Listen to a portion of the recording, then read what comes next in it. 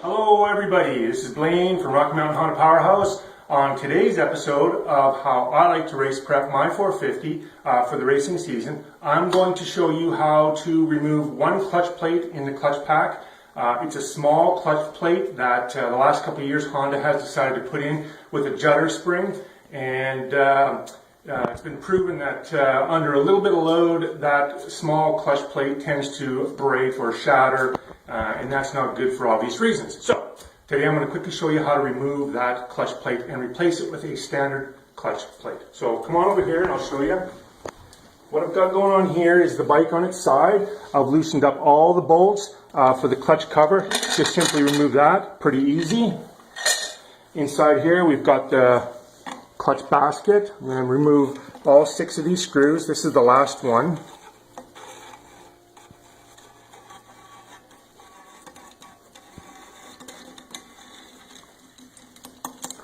Okay, so once you've got all those out, you're going to move the outer plate like that.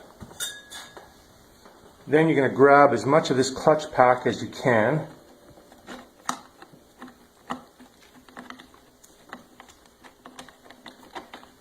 Pull it out.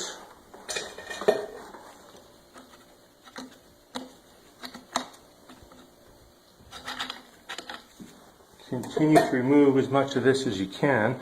I've got a sharp little tool here I like to use to grab some of these clutch plates.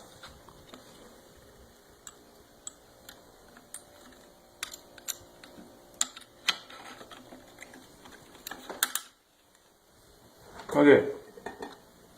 So now I happen to remove this clutch plate as well. This is the small, at the very end of the line, this is the small clutch plate that I'm talking about.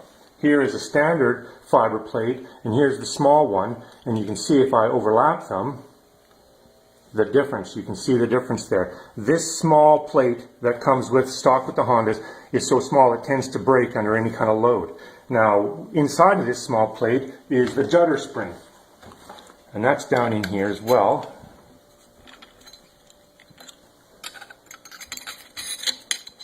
There's the judder spring, and along with that is a little washer.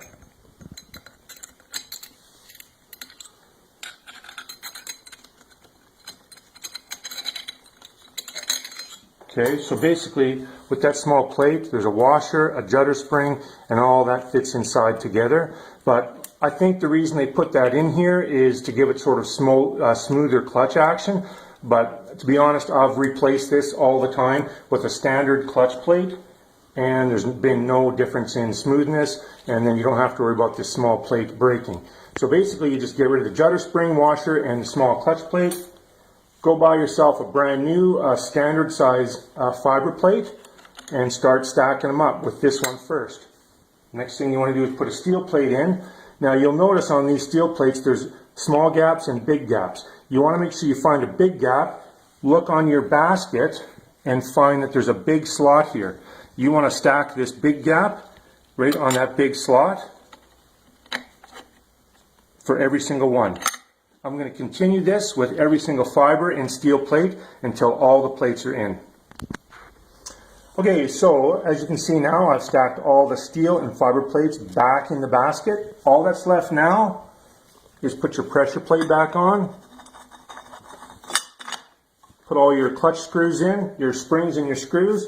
Put your cover back on, and that's all that's required to eliminate that one small fiber plate from breaking on you.